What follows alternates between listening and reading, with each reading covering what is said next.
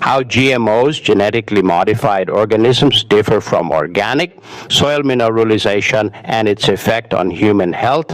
Whether you're walking down the produce aisle or scrolling through a health blog, you've likely seen the terms organic and non-GMO used almost interchangeably. It's easy to assume they mean the same thing, better for you. However, while they share a common goal of providing cleaner food, they represent two very different philosophies of how we interact with the earth. To truly understand what we're putting into our bodies, we have to look deeper than a label. We have to look at the soil, the relationship between how a plant is engineered and the ground it grows in creates a ripple effect that touches everything from the vitamins in your morning smoothie to the long-term health of our global ecosystem. The great divide, GMO versus organic. The most fundamental difference between genetically modified organisms, GMOs, and organic food lies in their blueprints. What are GMOs really? A GMO is an organism whose genetic material has been altered in a laboratory using genetic engineering. This isn't your grandfather's crossbreeding. In nature, a tomato might be bred with a sweeter tomato to get a better salad topping. In a lab, a tomato might be spliced with a gene from a fish to help it survive freezing temperatures. Most GMO crops today are engineered for two main reasons. Herbicide tolerance, allowing farmers to spray entire fields with weed killer without killing the crop itself. Pest-resistant splicing, a bacterial toxin like Bacillus thuringiensis or Bt directly into the plant's DNA so that when a bug takes a bite, the plant itself acts as the pesticide, the organic gold standard. Organic is a much broader term. It isn't just about the seed, it's about the entire system.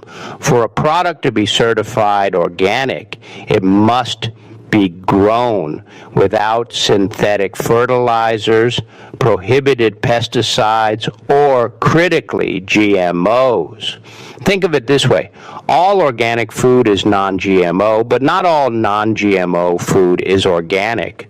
A box of crackers might be non-GMO project verified, meaning its corn wasn't engineered in a lab, but that corn could still have been grown using synthetic chemical pesticides and fertilizers. The silent hero, soil mineralization.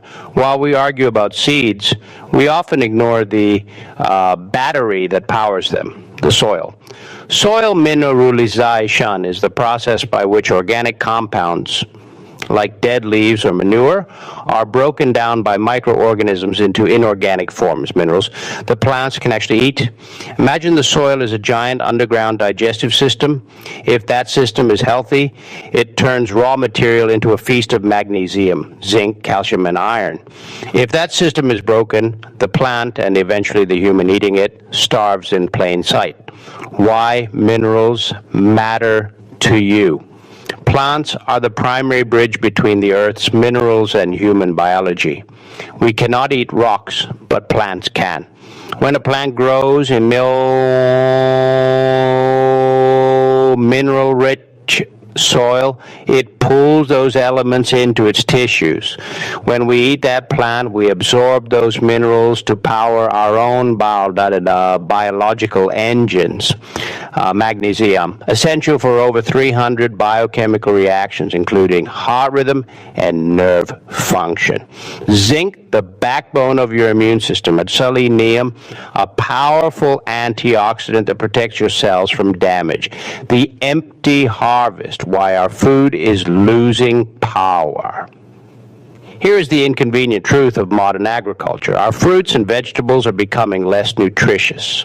Studies comparing nutrient levels from the 1950s to today show significant declines in calcium, phosphorus, iron, and vitamin C in many common crops. The problem with synthetic fertilizers.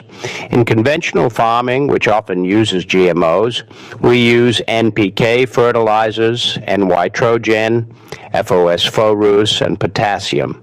This is like feeding a human nothing but sugar and caffeine. The plant grows big, green, and fast, but it's hollow. By flooding the soil with just 3 major nutrients, we ignore the dozens of trace minerals like boron, manganese, and copper. Over time, the soil becomes mineralized in a lopsided way, leading to a phenomenon called nutrient dilution. You're eating the same sized apple your grandmother did, but you might need to eat 3 of them to get the same amount of iron. The role of GMOs in soil health.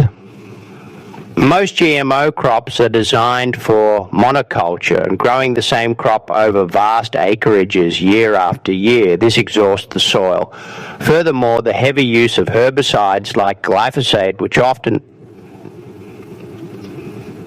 cooperative companies, GMO farming, can act as a chelator. And this means it binds to minerals in the soil, making them unavailable to the plant. It's like locking the refrigerator and throwing away the key. The food is there, but the plant can't touch it. How soil health becomes human health.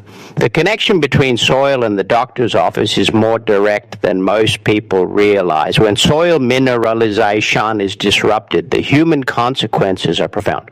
1, the rise of hidden hunger. You can be overweight and malnourished at the same time. This is hidden hunger. Having enough calories but not enough micronutrients. When our soil is depleted, our food fails to provide the basic tools our bodies need to repair DNA and fight inflammation. 2, gut health and the soil microbiome. There's a fascinating link between the microbes in the dirt and the microbes in your gut. Healthy mineralized soil is teeming with beneficial bacteria and fungi. Some researchers believe that by eating food grown in living soil, we are essentially inoculating our own microbiomes. Conversely, sterile, chemically treated soil produces food that lacks these vital biological signals. 3, chronic disease prevention. Many modern ailments, from chronic fatigue to certain metabolic disorders, can be traced back to mineral deficiencies. For instance, low soil selenium has been linked to higher rates of viral infections and thyroid issues in local populations.